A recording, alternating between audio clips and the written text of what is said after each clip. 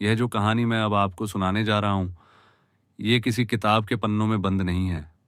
ये आज भी जिंदा है, पुराने श्मशानों की दीवारों में, राख के उन ढेरों में जिन्हें हवा तक छूने से डरती है, और उन जली हुई हड्डियों में जो आज भी रात के सन्नाटे में कराहती हैं।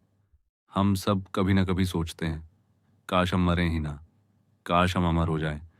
पर क्या आपने कभी ये सोचा है कि अगर मौत ना आए तो जिंदगी क्या बन जाएगी?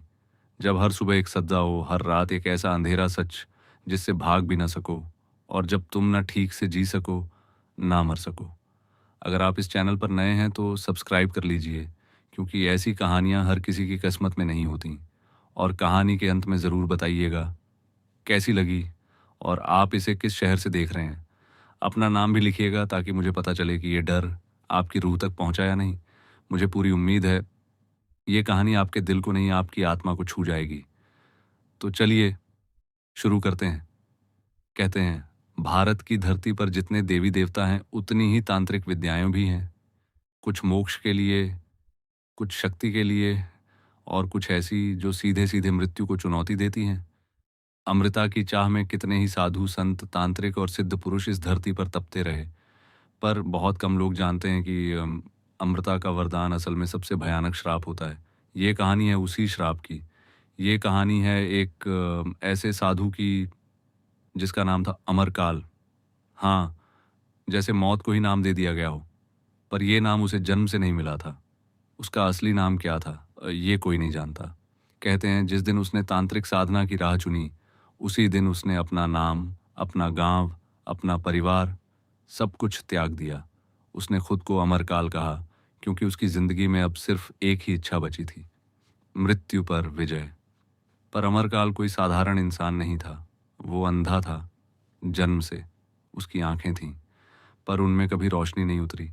जब वो बच्चा था तो गांव वाले उस पर तरस खाते थे।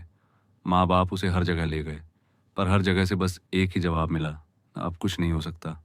धीरे धीरे उसके माँ बाप भी मान गए कि ये उनके पिछले जन्म के पापों का फल है, पर अमरकाल कभी नहीं माना। वो अक्सर कहता था, अगर इस जन्म में अंधा हूं तो अगले जन्म में आंखें मिलेंगी। फिर एक दिन उसके मन में एक सवाल उठा, अगला जन्म क्यों इंतजार करूं? क्यों ना इसी जन्म में सब कुछ पालूं?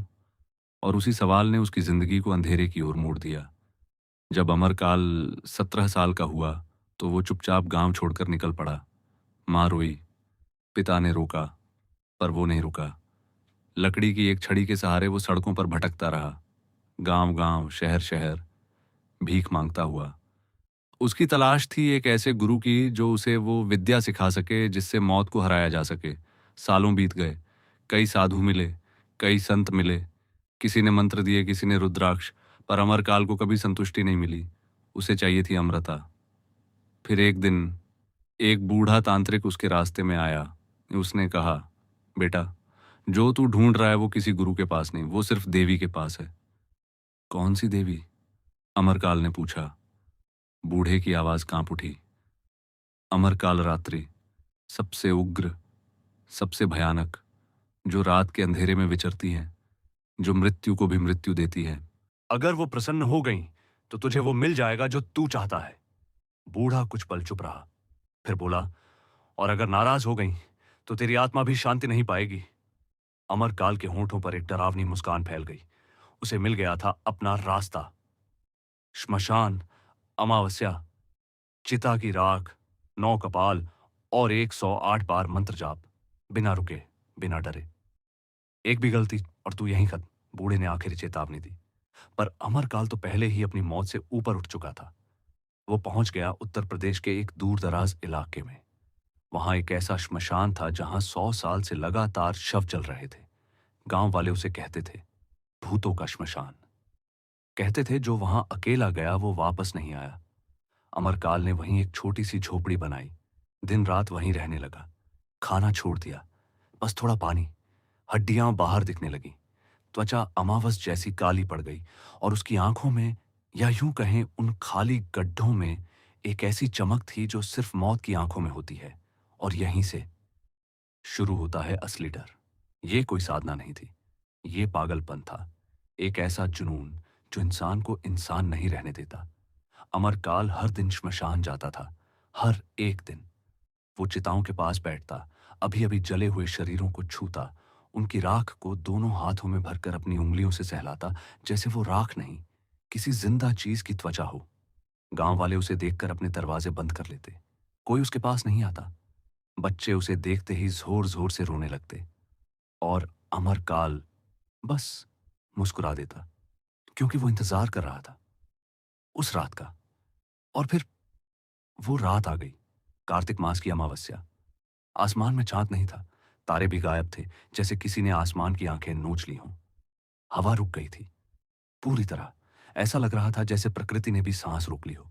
श्मशान में दो चिताएं जल रही थीं, लपटें ऊपर उठ रही थीं, पर कोई आवाज नहीं, सिर्फ हड्डियों के चटकने की आवाज, मांस के जलने की धीमी गीली सी आवाज। अमरकाल ने अपने कपड़े उतारे। उसका दुबला पतला शरीर ठंडी हवा में कांप रहा था, पर उसके चेहरे पर डर की एक भी लकीर नहीं थी। उसने चिता से गर्म जलती हुई राख उठाई। राख अभी भी सुलग रही थी। उसने उसे अपने सीने पर मल दिया। त्वचा सिसक उठी, जली हुई बदबू हवा में फैल गई। पेट पर, गर्दन पर, चेहरे पर राख जलाती रही, मांस पकता रहा, पर अमरकाल एक बार भी नहीं चिल्लाया। कुछ ही पलों में वो पूरी तरह राख से ढक चुका था। अंधेरे में वो इंसान नहीं, एक भूत लग रहा था। फिर वो श्मशान के बीचों बीच गया, जहां सबसे ज्यादा शव जलाए गए थे। वहीं उसने जमीन खोदनी शुरू की। उसे चाहिए थे 9 कपाल, पुराने, सड़े हुए, पर पूरे। वो घंटों खोदता रहा, उंगलियां छिल गईं, खून मिट्टी में मिल गया, नाखून उखड़ गए, पर वो नहीं रुका। और फिर एक एक करके 9 कपाल मिट्टी से बाहर आए। उसने उन्हें बालों के सहारे एक गोल घेरा बनाया और ठीक बीच में वो बैठ गया। उसने अपने हाथ में एक छोटा सा डमरू उठाया, वही डमरू जो उस बूढ़े तांत्रिक ने दिया था। डम डम डम डम, आवाज पूरे श्मशान में गूंजने लगी। चिताओं की लपटें अचानक और ऊंची हो गईं। हवा चल पड़ी, बर्फ जैसी ठंडी हवा। और फिर अमरकाल ने मंत्र शुरू किया। एयुएम ह्रीं अमर कालिये नमः। एयुएम ह्रीं अमर कालिये नमः। उसकी आवाज अब उसकी नहीं लग रही थी, गहरी, खोखली, जैसे जमीन के अंदर से आ रही हो। 10 बार चिताओं की आग नीली पड़ गई, हवा में सड़ांत भर गई, जले हुए मांस की भयानक बदबू। और फिर फुसफुसाहटें, हजारों आवाजें एक साथ, सीधे उसके कानों में। अमरकाल, तू क्या चाहता है? उसने आंखें बंद कर ली। हालांकि उसे वैसे भी कुछ दिखता नहीं था। 50 बार, 60, 70। जमीन कांपने लगी, कपाल खड़खड़ाने लगे, और फिर धड़ाम, उसके सामने जमीन फट गई।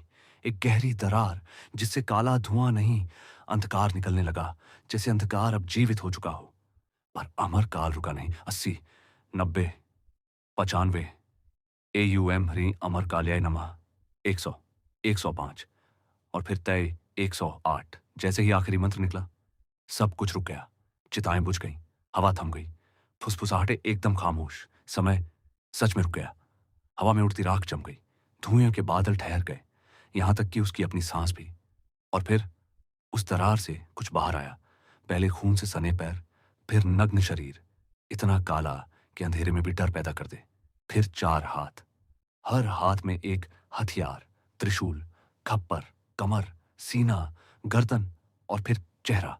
देवी अमर काल रात्रि, आंखें खून से भरी लाल, बाल खुले हुए जमीन तक लटके, दांत नुकीले, मुंह से खून टपकता हुआ, गले में नरमुंडों की माला, और पूरे शरीर से एक ऐसी रोशनी निकल रही थी जो उजाला नहीं, मौत थी।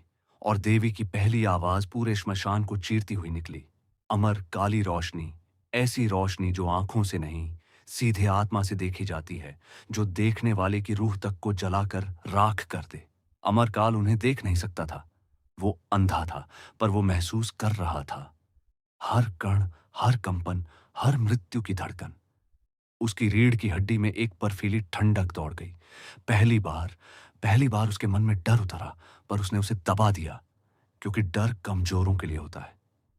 तभी देवी की आवाज गूंजी, कोई साधारण आवाज नहीं, एक ऐसी गर्जना जिससे श्मशान की जमीन कांप उठी। अमरकाल, तूने मुझे बुलाया है, बोल, क्या चाहिए तुझे? अमरकाल ने धीरे से सिर झुका दिया। उसकी आवाज कांप रही थी, पर शब्द निकल ही गए। मां, मुझे अमृता चाहिए। मुझे मृत्यु से मुक्ति चाहिए। एक लंबी, भयानक खामोशी। फिर देवी हंसी। एक ऐसी हंसी जो दीवारों से टकराकर लौटती नहीं थी, बस बढ़ती जाती थी। अमृता, तू जानता है तू क्या मांग रहा है? नहीं, वो नहीं जानता था। मैं वो दूंगी जो तू मांग रहा है। अमरकाल के चेहरे पर खुशी की लहर दौड़ गई। उसने माथा जमीन पर टेक दिया। तभी देवी बोली, और अब उनकी आवाज में एक अजीब खूंखार ठंडापन था। सुन अमरकाल, तू अमर होगा। तू कभी नहीं मरेगा। कोई तुझे मार नहीं सकेगा। ना जर, ना हथियार, ना बीमारी, ना बुढ़ापा। अमरकाल की सांसें तेज हो गईं। दिल जोर जोर से धड़कने लगा। ये सच हो रहा था। लेकिन तभी पर वो एक शब्द उसकी रूह तक हिला गया। सूरज की पहली किरण तेरे शरीर को पत्थर बना देगी। तेरी हर हड्डी, हर मांस का टुकड़ा, हर श्वास पत्थर। अमरकाल की सांस अटक गई। और जब सूरज डूबेगा तू फिर जीवित हो जाएगा। हर दिन, हमेशा। देवी की आवाज अब और क्रूर हो गई। और ये मत भूल, तू अंधा है अमरकाल। तू अपने पत्थर बनने को देख नहीं सकेगा, पर महसूस करेगा हर पल। जब तेरी त्वचा सख्त होगी, जब खून की जगह पत्थर भरेगा, जब सांसें बंद होंगी, तब भी तू जिंदा रहेगा। दिन भर उस पत्थर के अंदर तू सब कुछ सुनेगा, महसूस करेगा, पर कुछ कर नहीं पाएगा। देवी एक कदम आगे बढ़ी। यही है अमृता, अमरकाल। यही है मृत्यु से मुक्ति। तू मरेगा नहीं, पर जिएगा भी नहीं। तू दोनों के बीच अटका रहेगा, ना इधर का, ना उधर का। एक पल की चुप्पी। अब बोल, चाहिए तुझे ये वरदान? अमरकाल के मुंह से कोई आवाज नहीं निकली। दिमाग में तूफान था, पर पीछे हटने का अब कोई रास्ता नहीं था। इतना त्याग, इतना पागलपन, इतनी साधना। उसने धीरे से सिर हिला दिया। हाँ मां, मुझे चाहिए। देवी फिर हंसी।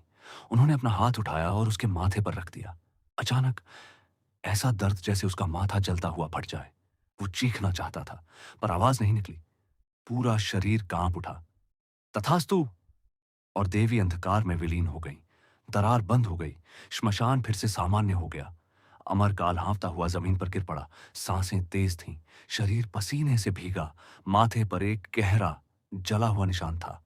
और फिर वो हंसने लगा। पहले धीमे, फिर जोर से, फिर पागलों की तरह।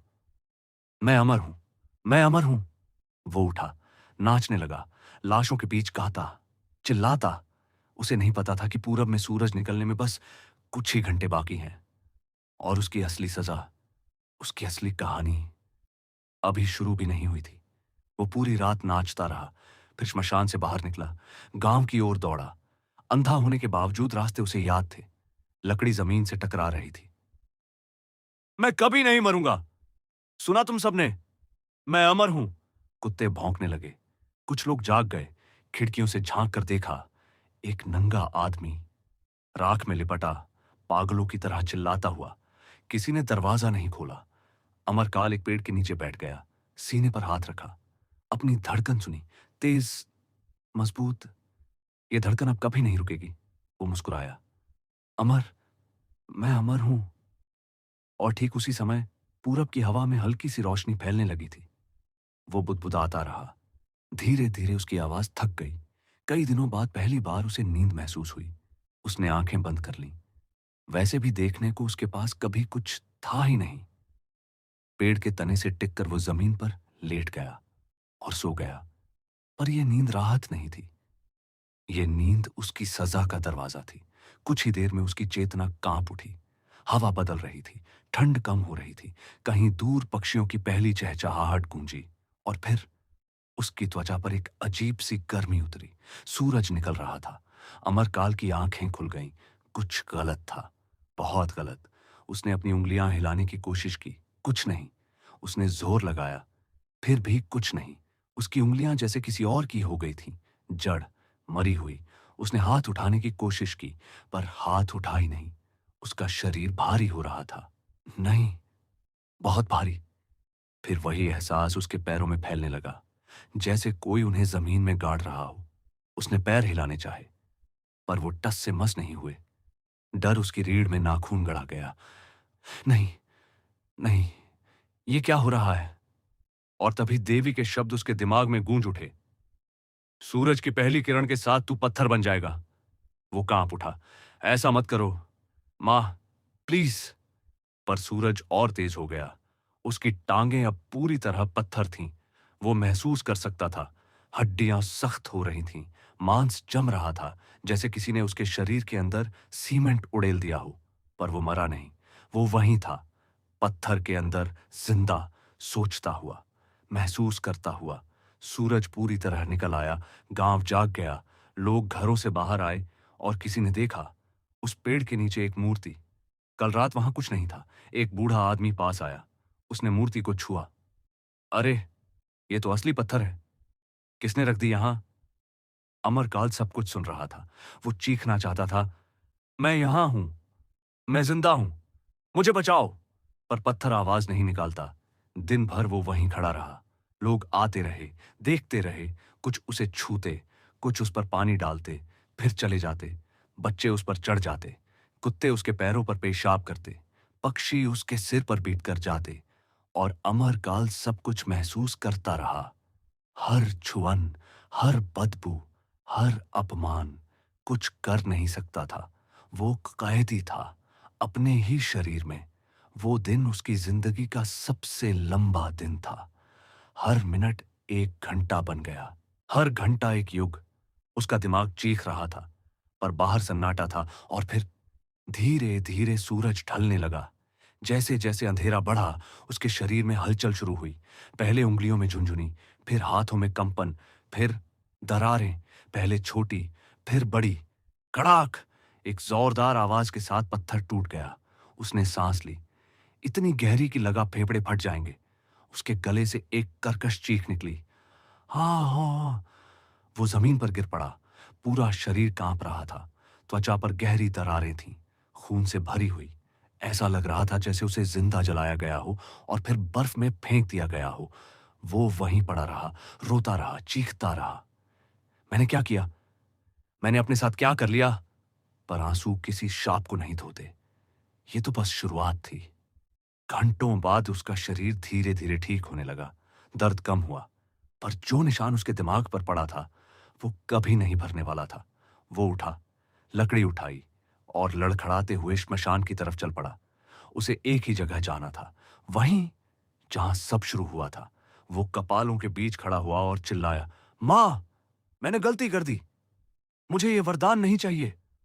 वापस ले लो ये शाप। आवाज गूंजी, पर जवाब नहीं आया। वो घुटनों के बल गिर गया, माथा जमीन पर पटका, इतनी जोर से कि खून बहने लगा। क्यों? मैंने तो सिर्फ अमृता मांगी थी।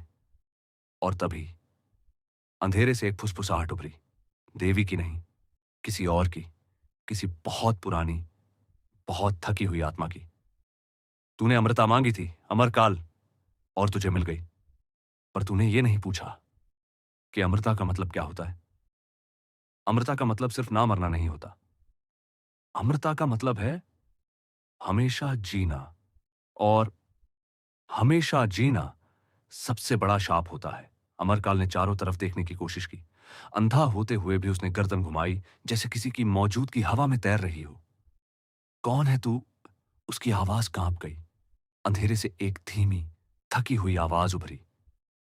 बाहर मत ढूंढ मुझे, मैं कोई शरीर नहीं हूं। मैं बस एक आवाज हूं, उन सैकड़ों आत्माओं में से एक जो इस श्मशान में भटकती है। और मैं तुझे बता दूं, अमरकाल, तू ना जिंदा है, ना मुर्दा। तू बस बीच में अटका हुआ है। अमरकाल के रोंगटे खड़े हो गए। नहीं, नहीं, मैं तुम्हारी तरह नहीं हूं। मैं अभी भी इंसान हूं। अचानक हंसी गूंज उठी। एक नहीं, कई आवाजों की हंसी एक साथ। इंसान? तू इंसान था, अमरकाल। अब तू क्या है, ये तुझे खुद भी नहीं पता। तूने देवी से वरदान मांगा था, पर हर वरदान एक शर्त के साथ आता है। और अब तुझे उस शर्त को निभाना होगा। हर दिन सूरज के साथ पत्थर बनना, हर रात अंधेरे के साथ फिर से जीवित होना। यही तेरी नियति है, और इससे बचने का कोई रास्ता नहीं। अमरकाल की आंखों से आंसू बहने लगे। तो तो क्या मैं हमेशा ऐसा ही रहूंगा? कुछ पल की खामोशी, फिर एक शब्द, हमेशा, बस एक शब्द। पर उसी एक शब्द ने अमरकाल की बची खुची उम्मीद भी तोड़ दी। वो वहीं श्मशान के बीच घुटनों के बल गिर पड़ा। उसकी चीखें, उसका रोना, सब अमावस्या की काली रात में घुलकर खो गया। और जब वो थक गया, जब उसकी आवाज बैठ गई, तब उसने एक फैसला किया। अगर मैं मर नहीं सकता तो मैं जीऊंगा भी नहीं। मैं यहीं रहूंगा, इन मुर्दों के साथ। कम से कम यहां कोई मुझे देखेगा नहीं। यहां मैं अकेला रहूंगा। पर उसे नहीं पता था कि अकेलापन सबसे बड़ी सजा होता है। और जब अकेलापन सदियों तक चले तो वो पागलपन बन जाता है। उस रात उसने श्मशान के पास एक पहाड़ी में छोटी सी गुफा ढूंढी। वहीं रहने लगा। दिन में पत्थर, रात में जीवित। पहले कुछ दिन, फिर कुछ महीने। हर सुबह वही यातना। सूरज निकलते ही शरीर का जड़ हो जाना। दिन भर पत्थर के अंदर कैद रहना। शाम को फिर से जीवित होना। और रात भर अपने भाग्य को कोसना। उसे भूख नहीं लगती थी। उसे प्यास नहीं लगती थी। उसे नींद की जरूरत नहीं थी। उसे बस होना था। बस अस्तित्व में रहना था। और धीरे धीरे उसका दिमाग बदलने लगा। पहले वो रोज श्मशान जाकर देवी से गुहार लगाता। पर जब महीनों तक कोई जवाब नहीं आया तो उसने वो भी छोड़ दिया। फिर वो अपने आप से बातें करने लगा, घंटों। तुझे क्या चाहिए था? अमृता। और तुझे क्या मिला? पीड़ा। अब क्या करेगा? कुछ नहीं। हर दिन वही सवाल, हर दिन वही जवाब। और फिर एक दिन उसे एहसास हुआ, वो अपनी आवाज भूलने लगा है। जब वो बोलता तो उसे लगता ये आवाज उसकी नहीं, जैसे कोई और उसके मुंह से बोल रहा हो। वो बस एक खाली खोल बनता जा रहा था। धीरे धीरे वो अपना चेहरा भी भूलने लगा। वो अंधा था। उसने कभी अपना चेहरा देखा भी नहीं था। पर पहले उसे याद था कि लोग उसे कैसे छूते थे, कैसे बताते थे कि वो कैसा दिखता है। अब वो यादें भी मिटने लगीं। साल बीत गए। 10 साल, 20 साल, 50 साल, 50 साल। एक इंसान की पूरी जिंदगी। पर अमरकाल के लिए ये 50 साल ऐसे बीते जैसे 50,000 साल। अब वो रोता नहीं था। अब वो चिल्लाता नहीं था। अब वो बस मौजूद था। उस गुफा में अब उसके रहने का कोई निशान नहीं था। ना बिस्तर, ना कपड़ा, ना कोई चीज। बस एक नंगा शरीर, राख से सना हुआ। और वो शरीर भी अब इंसान ही नहीं रहा था। उसकी त्वचा खुरदरी हो चुकी थी, फटी हुई, दरारों से भरी। हर दिन पत्थर बनना, हर रात वापस मांस बनना। उसका शरीर टूट रहा था, धीरे धीरे, पर लगातार। और अमरकाल को अब यह भी याद नहीं था कि कभी वो इंसान हुआ करता था। और सबसे भयानक बात, ये तो सिर्फ शुरुआत थी। अभी सदियां बाकी थीं, अभी हजारों साल बाकी थे। और उसे पता था ये सजा कभी खत्म नहीं होने वाली। उसके बाल, जो कभी अमर काले हुआ करते थे, अब सफेद हो चुके थे, लंबे, उलझे हुए, जमीन तक लटकते। उसकी दाढ़ी भी वैसी ही थी, इतनी लंबी कि चलते समय कभी कभी उसी में उलझ जाता था। पर सबसे डरावनी चीज उसकी आंखें थीं। वो आंखें जो कभी देख नहीं सकती थीं, पर अब उनमें कुछ बस गया था। कुछ ऐसा जो किसी जिंदा इंसान की आंखों में कभी नहीं होना चाहिए। एक अजीब सफेदी, एक धुंधलापन, जैसे उनमें रात बस गई हो, जैसे उनमें मौत बैठ गई हो। पत्थर टूट चुका था। अमरकाल फिर से जीवित था। वो सांस ले रहा था। पर अब सांस लेने में उसे कोई राहत नहीं मिलती थी। वो जानता था बस कुछ ही घंटों में सूरज फिर निकलेगा और वो फिर से पत्थर बन जाएगा। वो गुफा से बाहर निकला। रात गहरी थी। आसमान में तारे चमक रहे थे। ठंडी हवा चल रही थी। पर अमरकाल को अब ठंड महसूस नहीं होती थी। उसे कुछ भी महसूस नहीं होता था। ना गर्मी, ना सर्दी, ना भूख, ना प्यास। वो श्मशान की ओर चल पड़ा। हर रात वो वहां जाता था। शायद इसलिए क्योंकि वो जगह उसे उसकी गलती याद दिलाती थी, या शायद इसलिए क्योंकि वही एक जगह थी जहां उसे लगता था कि वो अपने जैसे लोगों के बीच है, मूर्तों के बीच। श्मशान में एक चिता जल रही थी। लपटें आसमान की ओर उठ रही थीं। वो पास गया। लपटों की गर्मी उसकी त्वचा से टकराई, पर उसे कुछ भी महसूस नहीं हुआ। वहां कुछ लोग खड़े थे, शायद किसी की अंतिम यात्रा में आए थे। उन्होंने अमरकाल को देखा और डर गए। भूत! भूत है ये! कोई चिल्लाया। लोग भागने लगे। अमरकाल वहीं खड़ा रह गया। उसे कोई फर्क नहीं पड़ा। लोग उसे भूत समझें या इंसान, अब उसे क्या फर्क पड़ता था। वो चिता के पास बैठ गया, लपटों की ओर मुंह करके। देख नहीं सकता था पर उनकी गर्मी को महसूस करने की कोशिश करता रहा। उसके होंठ हिले। काश, काश मैं भी इस आग में जल सकता, काश मैं भी राख बन सकता। पर वो जानता था ये नामुमकिन था। वो कोशिश कर चुका था। एक बार उसने खुद को जलती चिता में धकेल दिया था। पूरी रात वो जलता रहा, त्वचा जलती रही, मांस जलता रहा। पर जब सुबह वो पत्थर बना तो पत्थर को जलन महसूस नहीं होती, और जब शाम को वो फिर से जीवित हुआ तो उसका शरीर फिर वैसा ही था, बिना किसी निशान के। देवी ने उसे अमृता दी थी, शाब्दिक अमृता। कुछ भी उसे मार नहीं सकता था। वो घंटों वहां बैठा रहा। चिता बुझती गई, राख इकट्ठी होती गई, और फिर पूरब में पहली लालिमा दिखी। अमरकाल का दिल, अगर अब भी उसके भीतर दिल बचा था, डूब गया। फिर से उसने बुदबुदाया। वो उठा और गुफा की ओर चल पड़ा। उसे जल्दी करनी थी। उसे गुफा के अंदर उस कोने में बैठना था जहां सूरज की रोशनी न पहुंच सके, क्योंकि अगर वो बाहर पत्थर बन गया तो दिन भर लोग उसे देखेंगे, छुएंगे, उसके साथ जो चाहें करेंगे, और वो कुछ नहीं कर पाएगा। वो गुफा में पहुंचा। अंदर अंधेरा था। वैसे भी अंधेरे और उजाले में अब उसके लिए कोई फर्क नहीं था। वो एक कोने में बैठ गया, घुटनों को सीने से लगाया, सिर घुटनों पर रखा और इंतजार करने लगा। वो महसूस कर सकता था कि सूरज की पहली किरण कब आएगी। हवा बदलने लगती थी, ठंड कम हो जाती थी, पक्षियों की चहचहाहट शुरू हो जाती थी, और फिर शुरू होता था असली दर्द। पहले उंगलियों के सिरे सुन्न होने लगते, फिर वही सुन्नता पूरी उंगलियों में फैलती, फिर हाथों में, फिर बाहों में। अमर काल की सांसें तेज हो गईं। वो जानता था जल्द ही सांस लेना भी बंद हो जाएगा। फिर वही, हर दिन उसकी टांगें सख्त होने लगीं, जैसे कोई उन्हें लोहे की जंजीरों से जकड़ रहा हो। फिर सीना, सांसें रुकने लगीं। एक, दो, तीन, और फिर रुक गईं। पर वो मरा नहीं। दिल अब भी धड़क रहा था, बहुत बहुत धीरे। उसका चेहरा, होंठ, नाक, कान सब सख्त हो गए। दिमाग अब भी काम कर रहा था, सोच रहा था, महसूस कर रहा था। गला पत्थर बन गया। वो बोल नहीं सकता था, चीख नहीं सकता था, सब कुछ पत्थर। उसकी आंखें, वो आंखें जो पहले से अंधी थीं, अब और भी बेजान हो गईं। कोई हरकत नहीं, बस दो सफेद पत्थर, एक मूर्ति, एक पहचानहीन मूर्ति। अंदर से वो जिंदा था, सोच रहा था, महसूस कर रहा था, और यही सबसे बड़ी यातना थी। अब पूरे दिन उसे यहीं बैठना था। कुछ नहीं देख सकता, कुछ नहीं कर सकता, सुन सकता था पर प्रतिक्रिया नहीं। बस होना था, बस अस्तित्व में होना था। और समय रेंगता रहा। अमरकाल के लिए हर मिनट एक घंटा था, और हर घंटा एक अनंत पीड़ा। उसे गुफा के बाहर आवाजें सुनाई दी, हंसी, दौड़ते कदम। कुछ लड़के खेल रहे थे। फिर कदमों की आहट गुफा के भीतर आई। अरे, यहां एक मूर्ति है। दूसरा लड़का भी अंदर आ गया। सच में, कैसी अजीब मूर्ति है। देख, इसके बाल कितने लंबे हैं। उंगलियां उसके बालों में गईं, खींचा, उसके चेहरे को थपथपाया गया। अमरकाल सब कुछ महसूस कर रहा था, हर स्पर्श एक सुई की तरह। वो चीखना चाहता था, छोड़ो मुझे, मैं इंसान हूं, मैं जिंदा हूं। पर उसके होंठ पत्थर थे, कोई आवाज नहीं निकली।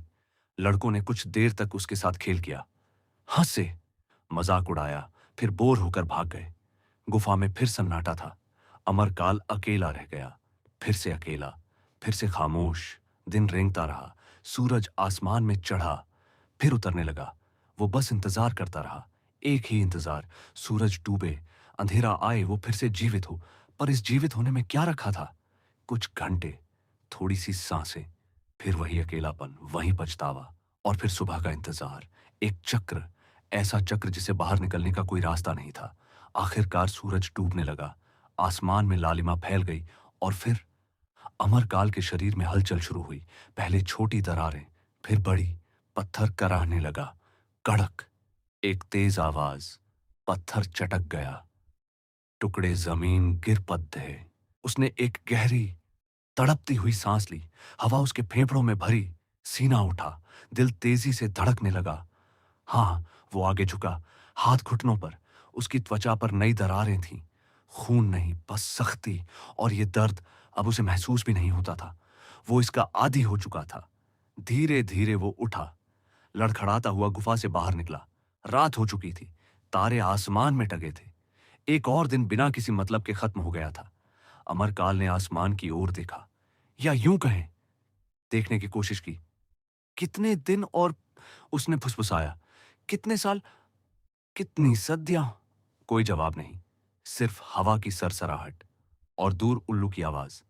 वो वापस गुफा में चला गया, उसी कोने में बैठ गया और फिर जैसे पिछले 50 सालों से करता आ रहा था, खुद से बातें करने लगा। अमरकाल, तू क्या था? एक इंसान, और अब कुछ नहीं। ना इंसान, ना भूत। तो फिर तू है क्यों? उसे जवाब नहीं पता था। नहीं जानता, नहीं जानता मैं। और वो रो पड़ा। 50 साल बाद भी उसके भीतर आंसू बचे थे, पर वो जानता था ये भी सूख जाएंगे। अभी सदियां बाकी थीं, और सदियों के बाद आंसू भी मर जाते हैं। 100 साल बीत चुके थे, पूरी एक सदी। गांव बदल गया था, लोग बदल गए थे, पर अमरकाल वहीं था। वही गुफा, वही श्मशान, वही अभिशाप। अब उसकी शक्ल इंसान जैसी बिल्कुल नहीं रही थी। शरीर सूख चुका था, बस हड्डियों का ढांचा। त्वचा इतनी सख्त कि लगता था जैसे उस पर पत्थर चढ़ा हो। बाल इतने लंबे कि चलते समय जमीन पर घिसटते थे। पर सबसे डरावनी बात, उसने बोलना लगभग छोड़ दिया था। महीनों, कभी कभी सालों तक एक शब्द नहीं, बस खामोशी। और उसकी आवाज कर्कश, टूटी हुई, जैसे किसी बहुत पुरानी जंग लगी घंटी की।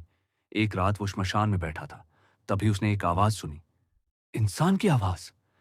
वो चौंक गया। कई सालों बाद इतनी रात को कोई यहां आया था। कदम करीब आते गए। अमरकाल चुपचाप बैठा रहा। उसने देखा नहीं, पर महसूस किया कोई उसके पास था। सांसों की आवाज, कदमों की आहट। कौन है तू? अमरकाल ने पूछा। उसकी आवाज इतनी धीमी और टूटी कि शायद वो आदमी सुन भी ना पाया। पर फिर जवाब आया, मैं मैं एक भटका हुआ इंसान हूं। तू कौन है? अमरकाल हंसा, सूखी, बेजान हंसी। मैं मैं कोई नहीं हूं, बस एक शाप, एक जिंदा लाश। आदमी और करीब आया, अंधेरे में देखने की कोशिश की। तुम साधु हो? इतनी रात यहां? साधु? अमरकाल धीरे से बोला, कभी था, अब तो बस एक गलती हूं, भगवान की एक गलती। आदमी डर गया, पीछे हटने लगा। रुक, अमरकाल ने कहा, यहां क्यों आया है? आदमी हिचकिचाया। मुझे मुझे एक तांत्रिक ने भेजा है। उसने कहा, यहां एक अंधा साधु रहता है, बहुत शक्तिशाली। मुझे मुझे अपनी बीमार बेटी के लिए आशीर्वाद चाहिए। अमरकाल का दिल, जो अब बस एक खाली गड्ढा था, कुछ पल के लिए भर आया। बेटी, उसने फुसफुसाया, तेरी कितनी उम्र है? आदमी बोला, वो मर रही है, डॉक्टरों ने हाथ खड़े कर दिए हैं। लंबी खामोशी। फिर अमरकाल धीरे से बोला, तू मुझसे आशीर्वाद मांग रहा है? उसकी आवाज में हंसी नहीं थी, सिर्फ 1000 साल का थका हुआ दर्द था। हवा में वो खुशबू अमरकाल के लिए अजनबी थी। श्मशान में राख की गंध होती है, सड़े मांस की, धुएं की। पर ये तो फूलों की थी, इत्र की, जैसे किसी ने रात को सजाकर जंगल में छोड़ दिया हो। पायल फिर बजी, छन छन। अमरकाल जड़ हो गया। उसके पैर अपने आप रुक गए, उसका सिर उस आवाज की दिशा में झुक गया। कौन है? उसने पूछा। आवाज और करीब आई, पत्ते हल्के से चरमराए, हवा जैसे थम गई हो। फिर एक स्त्री की आवाज, नरम, गहरी और खतरनाक रूप से शांत। तुम बहुत अकेले हो अमरकाल। उसका शरीर कांप गया। मेरा नाम, उसने हकलाते हुए कहा। तू मेरा नाम कैसे जानती है? स्त्री हंसी। वो हंसी देवी जैसी नहीं थी, उसमें गर्जना नहीं थी। वो हंसी कान में फुसफुसाने जैसी थी। नाम नाम तो वही जानता है जो याद रखे। और तुम तो अपना नाम खुद भूल चुके हो। अमरकाल की सांस तेज हो गई। तू कौन है? कोई भूत? कोई देवी? या कोई भ्रम? स्त्री के कदम अब बिल्कुल पास थे। वो उसे देख नहीं सकता था, पर उसकी मौजूदगी उसकी त्वचा पर उतर आई थी। मैं, स्त्री बोली, मैं वो हूं जो सदियों से तुम्हारे जैसे लोगों को देखती आई है, जो जी नहीं सकते और मर नहीं सकते। अमरकाल हंसा, सूखी हंसी। तो तू भी मेरा मजाक उड़ाने आई है? हंस ले, सब हंसते हैं। स्त्री कुछ पल चुप रही, फिर बोली, नहीं, मैं तुम्हें एक रास्ता देने आई हूं। उस शब्द पर, रास्ता, अमरकाल का दिल एक पल को रुक गया। रास्ता? उसकी आवाज लगभग टूट गई। किस चीज का रास्ता? मुक्ति का? मृत्यु का? स्त्री ने धीरे से कहा। चुनाव का। अमरकाल हाँफने लगा। झूठ है, ये सब झूठ है। मुझे देवी ने कहा था कोई रास्ता नहीं है। स्त्री अब उसके बिल्कुल सामने थी। उसने अमरकाल के चेहरे के पास अपनी उंगलियां उठाईं। उंगलियां ठंडी थीं, पर पत्थर जैसी नहीं। देव्या, वो बोली, हमेशा पूरा सच नहीं बताती। अमरकाल का शरीर से हर गया। अगर रास्ता है, उसने फुसफुसाया, तो बता। मुझे मरना है, मुझे ये शाप नहीं चाहिए। लंबी खामोशी। फिर स्त्री बोली, मृत्यु अब तुम्हारे लिए सबसे आसान चीज नहीं है। पर उसने एक कदम पीछे हटते हुए कहा, तुम इस शाप को किसी और को दे सकते हो। ये शब्द अमरकाल पर बिजली की तरह गिरे। क्या? नहीं, ये असंभव है। स्त्री की आवाज अब गंभीर थी। हर शाप हस्तांतरित हो सकता है, पर कीमत होती है। अमरकाल कांपने लगा। किस कीमत? केसरी बोली, तुम्हें किसी ऐसे इंसान को चुनना होगा जो जो स्वेच्छा से तुम्हारा बोझ उठाए, जिसे अमृता चाहिए, या जो मृत्यु से इतना डरा हो कि कुछ भी स्वीकार कर ले। अमरकाल खामोश हो गया। उसके दिमाग में एक चेहरा उभरा। वो आदमी, उसकी बीमार बेटी। उसकी सांस भारी हो गई। अगर, उसने धीरे से पूछा, अगर मैंने किसी को चुना तो क्या होगा? स्त्री बोली, तुम मुक्त हो जाओगे। पूरी तरह नहीं, पर इंसान की तरह मर सकोगे। अमरकाल की आंखों से आंसू बहने लगे। पहली बार 100 सालों में उम्मीद ने उसके भीतर सिर उठाया, पर उसी पल एक और आवाज उसके अंदर गूंजी, और किसी और को नरक दे देगा। अमरकाल पीछे हट गया। नहीं, मैं किसी और को यह सजा नहीं दे सकता। स्त्री चुप रही, फिर बोली, तो फिर तुम सड़ते रहोगे। दिन पत्थर, रात लाश, हजारों साल, और अंत में नाम भी नहीं बचेगा। हवा तेज चलने लगी। पायल की आवाज धीरे धीरे दूर जाने लगी। सोच लो अमरकाल, अगली बार जब मैं आऊं तो शायद तुम याद भी न रख पाओ कि मैं कौन थी। और फिर खुशबू हवा में घुल गई। जंगल फिर से खामोश हो गया। अमरकाल अकेला खड़ा रहा, कांपता हुआ। उसके होंठों से बस एक शब्द निकला, बेटी। हवा एक पल के लिए रुक गई। जंगल जैसे सांस रोककर देख रहा हो। अमरकाल के हाथ अब भी उसकी पकड़ में थे, पर वो पकड़ अब किसी इंसान की नहीं थी।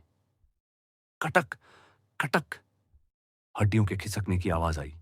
मोहिनी की सांस भारी हो गई, बहुत भारी। उसकी उंगलियां और लंबी हो गईं, अस्वाभाविक रूप से। नाखून खींचते हुए मुड़ गए, और फिर क्लिक। वे नाखून नहीं रहे, वे पंजे बन गए। अमरकाल से हर उठा। नहीं, नहीं। उसने पीछे हटने की कोशिश की, पर उसके पैर जैसे जमीन में जड़ हो गए हों। मोहिनी की आवाज अब एक नहीं थी, उसमें कई आवाजें थीं, पुरानी, थकी हुई और भूखी। डरो मत अमरकाल, जो तुम महसूस कर रहे हो वो प्रेम नहीं है, वो भूख है। उसका शरीर और बदलने लगा। कपड़े उससे चिपक कर गलने लगे, जैसे मोम आग के पास। उसकी पीठ झुक गई। रीढ़ टूटी नहीं, बल्कि उभर आई। कंधों से कुछ बाहर निकलने की कोशिश करने लगा। फट, एक गीली भयानक आवाज के साथ उसकी पीठ से काले झिल्लीदार पंख फैल गए।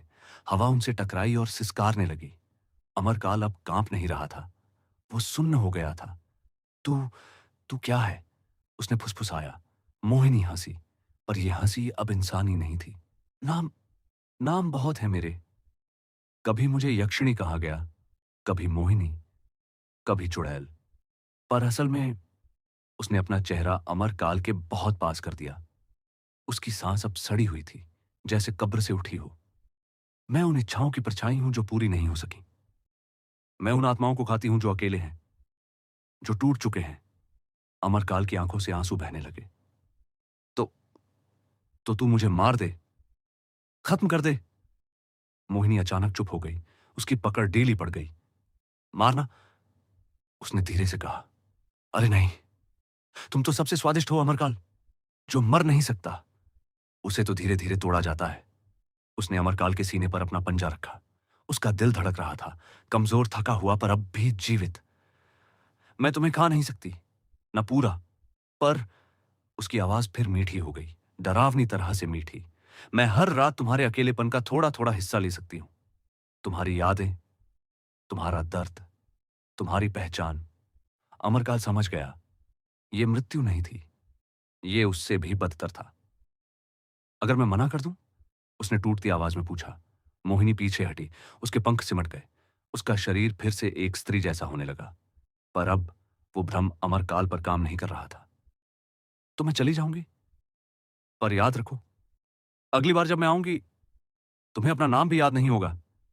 हवा एक झटके से चली, पायल की आवाज दूर होती गई। छन छन, और फिर सन्नाटा। अमरकाल घुटनों के बल गिर पड़ा, उसका शरीर कांप रहा था। पहली बार 100 सालों में उसने एक नई चीज महसूस की। डर, मृत्यु का नहीं, बल्कि इस बात का कि अगर वह यूं ही रहा तो एक दिन वो सच में कुछ नहीं रह जाएगा। ना इंसान, ना शाप, ना अमर, बस एक खाली खोल जिसे रातें खा जाएंगी। और दूर जंगल की गहराई में मोहिनी मुस्कुरा रही थी। उसकी त्वचा अब गर्म नहीं रही थी, वो ठंडी थी, कब्र की मिट्टी जैसी ठंडी। अमरकाल ने जब अपना हाथ उठाने की कोशिश की तो उसे एहसास हुआ ये हाथ अब हाथ नहीं रहा था। उंगलियां लंबी हो चुकी थीं, हड्डियां अंदर से खिसक कर एक अजीब कोण पर मुड़ चुकी थीं। और नाखून, नाखून अब नाखून नहीं थे, वे नुकीले, काले और चमकदार पंजों में बदल चुके थे। क्या हो रहा है मेरे साथ? अमरकाल की आवाज कांप गई। तभी हंसी गूंजी, तेज, खुरदरी, हड्डियां चीर देने वाली हंसी। अब समझ आया? मैं मोहिनी नहीं हूं अमरकाल, मैं पिशाचिनी हूं। हवा भारी हो गई, जंगल सिसकने लगा। सदियों से इस जंगल में भटक रही हूं, उसने कहा। अकेले पुरुषों को ढूंढती हूं, टूटे हुए, शापित, निराश। और फिर उसकी आवाज फुसफुसाहट बन गई। उन्हें अपना बना लेती हूं। अमरकाल का पूरा शरीर कांप उठा। पिशाचनी, वो नाम जिसे लोग डर के मारे रात में भी नहीं लेते। नहीं, अमरकाल चीखा, मैं तुम्हारा दास नहीं बनूंगा। उसने पूरी ताकत झोंक दी, मांस फटने लगा, हड्डियां चरमराईं। पर पिशाचिनी की पकड़ लोहे से भी सख्त थी। उसने अमरकाल को जमीन पर पटक दिया। धड़ाम! तेरी मर्जी? वो हंसी। तू पहले से ही दास है अमरकाल, अब बस मालिक बदल रहा है। और फिर उसने झुककर अमरकाल की गर्दन को अपने मुंह में ले लिया। कटक! दांत उसकी त्वचा के आर पार घुस गए। अमरकाल चीखा। यह दर्द शरीर का नहीं था, यह दर्द रूह का था, जैसे किसी ने उसकी आत्मा को दांतों से फाड़ लिया हो। पिशाचिनी उसका खून पी रही थी, पर यह साधारण खून नहीं था, यह अभिशप्त खून था। 100 सालों का दर्द, 100 सालों का शाप। कुछ पल बाद वो पीछे हटी। उसके होंठ खून से सने थे, पर उसके चेहरे पर मुस्कान नहीं थी, हैरानी थी। ये खून, ये अलग है, इसमें शाप है। फिर उसकी आंखें चमक उठीं। और भी बेहतर, अभिशप्त खून, इससे मेरी ताकत कई गुना बढ़ेगी। वो फिर झुकने लगी। तभी पूरब में हल्की लालिमा फूटी। सुबह! पिशाचिनी फुफकारी। नहीं, अभी नहीं। उसने अमरकाल की ओर देखा। आज बच गया, पर याद रख, मेरे दांतों का निशान अब तेरे शरीर पर है। अब तू मेरा है। और वो हवा में घुल गई, जैसे कभी थी ही नहीं। अमरकाल खून में लथपथ जमीन पर पड़ा रहा, और जैसे ही सूरज की पहली किरण पड़ी, उसका शरीर फिर से पत्थर बनने लगा। पर इस बार उसकी गर्दन पर एक निशान था, गहरा, जला हुआ। पत्थर के अंदर उसने महसूस किया कुछ नया, कुछ जहरीला, कुछ ऐसा जो उसके भीतर रेंग रहा था। शाम को जब पत्थर टूटा, उसके शरीर में अजीब खुजली थी, निशान जल रहा था। क्या कर दिया उसने मेरे साथ? तभी अंधेरे में हंसी गूंजी। मैं लौट आई हूं अमरकाल, और आज, आज मैं तुझे पूरी तरह अपना बनाऊंगी। अमरकाल भागा, गुफा में घुसा, पत्थरों से खुद को बंद किया, पर हंसी दीवारों के आर पार आती रही। भागता रहा। मेरा झड़ तुझे मेरे पास खुद खींच लाएगा। और उस रात अमरकाल को समझ आ गया। पहले वो देवी के शाप में था, अब वो पिशाचिनी के जहर में भी फंस चुका था। और ये दोनों शाप मिलकर उससे कुछ ऐसा बनाने वाले थे जो न इंसान होगा, न भूत, न अमर, बल्कि कुछ और ही। अब सिर्फ देवी का शाप ही काफी नहीं था, अब एक पिशाचिनी ने भी अमरकाल को अपना शिकार बना लिया था। और सबसे डरावनी बात यह थी कि मोहिनी झूठ नहीं बोल रही थी। अमरकाल महसूस कर सकता था, उसके शरीर में फैलता हुआ वो जहर उसे हर पल मोहिनी की तरफ खींच रहा था। ये कोई साधारण चाह नहीं थी, ये भूख नहीं थी, ये वासना भी नहीं थी। ये एक गहरी, बीमार लालसा थी, जैसे कोई चीज उसकी आत्मा को नाखूनों से खुरच रही हो, उसे लगता था कि अगर वो जरा सा भी ढीला पड़ा, अगर एक पल के लिए भी उसने खुद को छोड़ा, तो वो सच में मोहिनी का दास बन जाएगा। और तब तब उसकी यातना दोगुनी नहीं, अनंत हो जाएगी। दिन में देवी अमर कालरात्रि का अभिशाप, पत्थर, अचल जिंदा लाश, और रात में शाचिनी की दास्ता, खून, जहर, गुलामी। नहीं, अमरकाल बड़बड़ाया, ये नहीं हो सकता। पर क्या करता वो? महीने बीतते गए। हर रात मोहिनी आती, गुफा के बाहर खड़ी होकर मीठी आवाज में कहती, बाहर आ जाओ मेरे प्यारे, मैं इंतजार कर रही हूं। उसकी आवाज शहद जैसी होती थी, धीमी, लिपटी हुई। अमरकाल का दिल हर बार पिघलता था। वो जहर अब उसके खून में ही नहीं, उसके ख्यालों में भी फैल चुका था।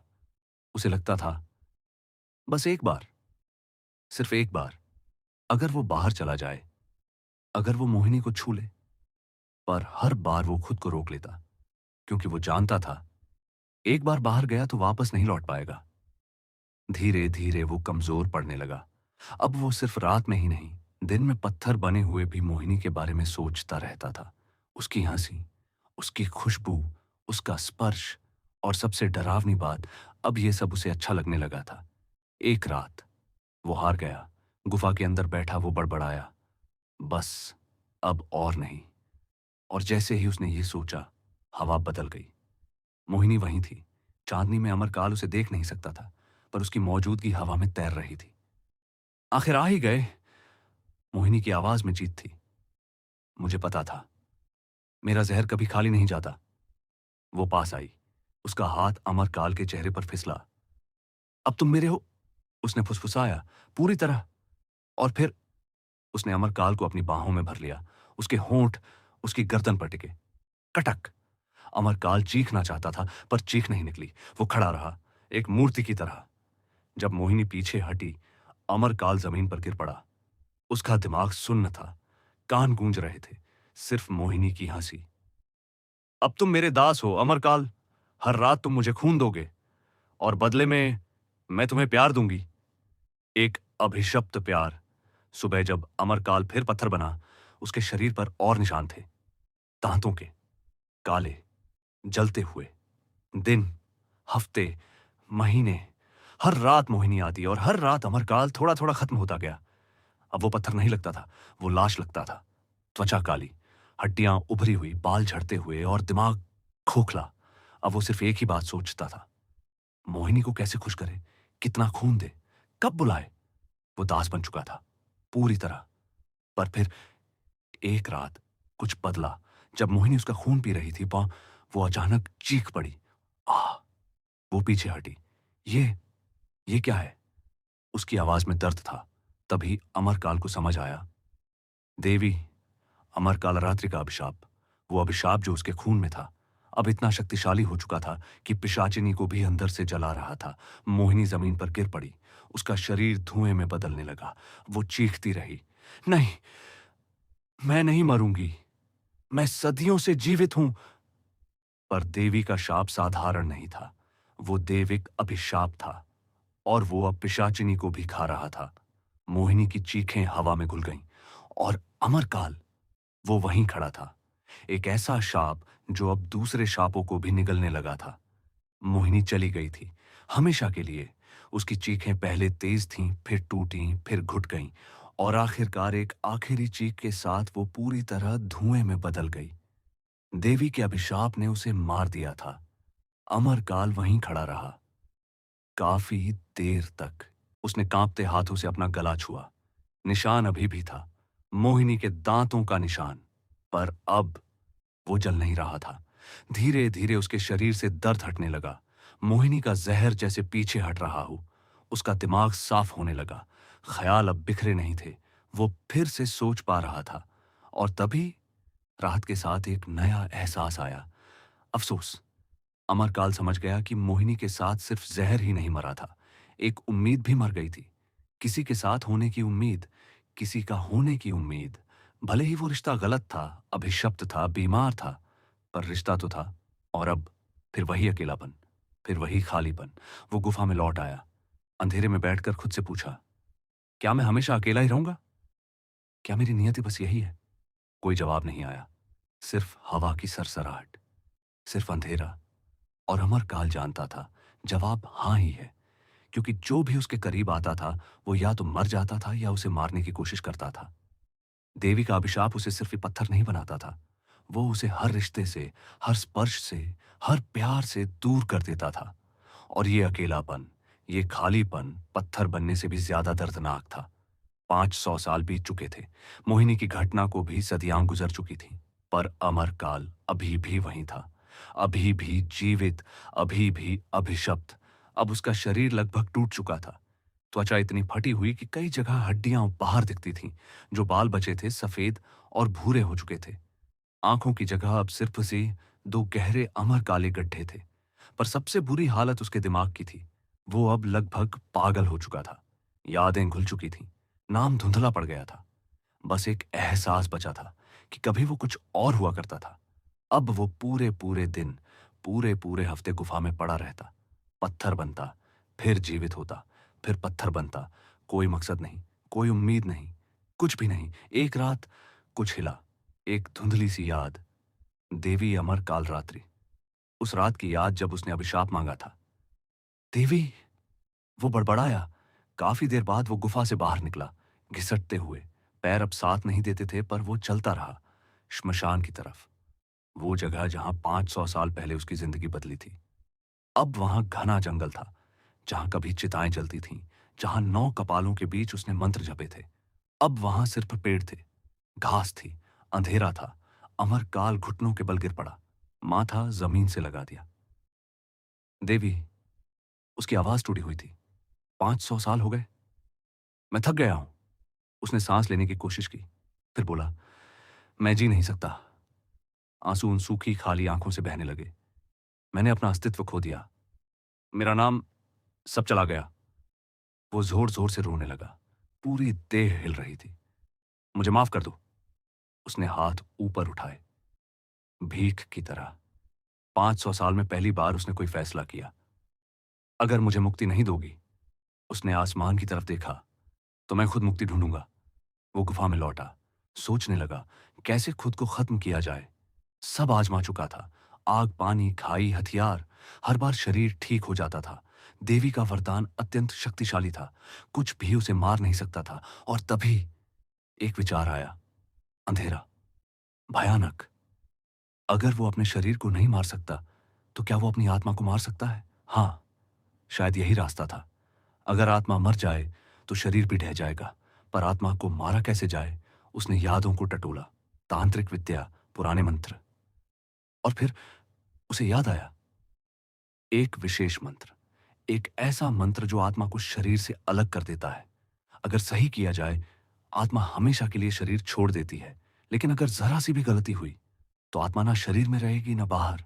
वो बीच में फंस जाएगी, और तब यातना और भी बढ़ जाएगी। अमरकाल मुस्कुरा दिया। उसे कोई फर्क नहीं पड़ता था। वो कुछ भी करने को तैयार था। बस इस अभिशाप से मुक्ति चाहिए थी। उस रात अमरकाल ने मंत्र का उच्चारण शुरू किया। उसकी टूटी हुई जीभ शब्दों को घसीट घसीट कर बाहर ला रही थी। हवा झपटने लगी, गुफा की दीवारें कांप उठीं। उसने हाथ ऊपर उठाए, पर तभी पृथ्वी थरथराई। एक गहरी भयानक आवाज गुफा में गूंज उठी। हर दिशा से, हर पत्थर से, हर सांस से उसकी आवाज, देवी अमर काल रात्रि। अमर काल का शरीर हल्का होने लगा, जैसे कोई उसकी आत्मा को खींच रहा हो। रुक जा तांत्रिक, आवाज गूंजी। अमर काल कांप उठा। देवी, उसने फुसफुसाया। देवी प्रकट नहीं हुई, सिर्फ उनकी आवाज थी, निर्दय, विशाल, अटल। तू अपनी आत्मा को मारने की कोशिश कर रहा है, पर यह तुझे मुक्ति नहीं देगा। मुझे फर्क नहीं पड़ता, अमरकाल चीखा। बस, बस मुक्त होना चाहता हूं। तू मुक्त नहीं हो सकता। देवी की आवाज में अब कोई करुणा नहीं थी। तूने मुझसे वरदान मांगा था, मैंने दिया। अब तुझे उसे जीना होगा। नहीं, मैं नहीं कर सकता। देवी की आवाज कठोर हो गई। यह तेरी सजा है। तूने अमृता मांगी थी। तूने सोचा था तू प्रकृति से ऊपर है। मौत ही जीवन को अर्थ देती है, देवी ने कहा। और तूने मौत को ठुकरा दिया। अब तू न जीवन में है न मृत्यु में, बस बीच में, हमेशा के लिए। अमरकाल का दिल टूट गया। तो मेरे लिए कोई मुक्ति नहीं? उसने कांपती आवाज में पूछा। लंबी खामोशी, फिर देवी बोली, एक ही रास्ता है। अमरकाल की सांस रुक गई। क्या? जब यह दुनिया खत्म होगी, देवी ने कहा। जब सूरज फटेगा, जब चांद गिरेगा, जब सब कुछ नष्ट हो जाएगा, सिर्फ तब तेरा अभिशाप टूटेगा। अमरकाल हंस पड़ा, एक टूटी हुई पागल हंसी। वो तो अरबों साल बाद होगा। हाँ, देवी ने कहा, अरबों साल। और आवाज गायब हो गई। फिर से वही सन्नाटा। अमरकाल गुफा में बैठा रह गया। अरबों साल और पत्थर, अरबों साल और दर्द। उसने सिर हाथों में छुपा लिया और रो पड़ा। ऐसा रोया जैसा पहले कभी नहीं रोया था, क्योंकि अब उसे सच पता था, उसके लिए कोई राहत नहीं है, कोई मुक्ति नहीं है, बस एक अंतहीन यातना। आज का समय 2026, 21वीं सदी। वो पुराना श्मशान अब एक घना जंगल बन चुका है। ऊंचे पेड़, लताएं, सन्नाटा। कोई वहां नहीं जाता। शहर उस जगह को भूल चुका है, पर उस पहाड़ी पर अंधेरे में छुपी हुई एक गुफा आज भी मौजूद है। और उस गुफा में एक मूर्ति है, बहुत पुरानी, लंबे बाल जमीन तक फैले हुए, आंखों की जगह दो गहरे अमर काले गड्ढे, मुंह खुला हुआ, जैसे चीख कभी पूरी ही नहीं हुई। दिन में जो भी वहां जाए उसे लगे कोई प्राचीन मूर्ति है, कोई विचित्र कलाकृति। पर अगर कोई रात में जाए, अगर कोई अंधेरे में उस गुफा में कदम रखे, तो सच सामने आता है। सूरज डूबते ही वो मूर्ति हिलती है। पहले उंगलियां मुड़ती हैं, फिर सीना उठता गिरता है, और फिर कड़क, पत्थर टूटने जैसी आवाज। वो मूर्ति सांस लेती है। वो है अभिशप्त साधु अमरकाल, जो आज भी अरबों सालों के अंत का इंतजार कर रहा है।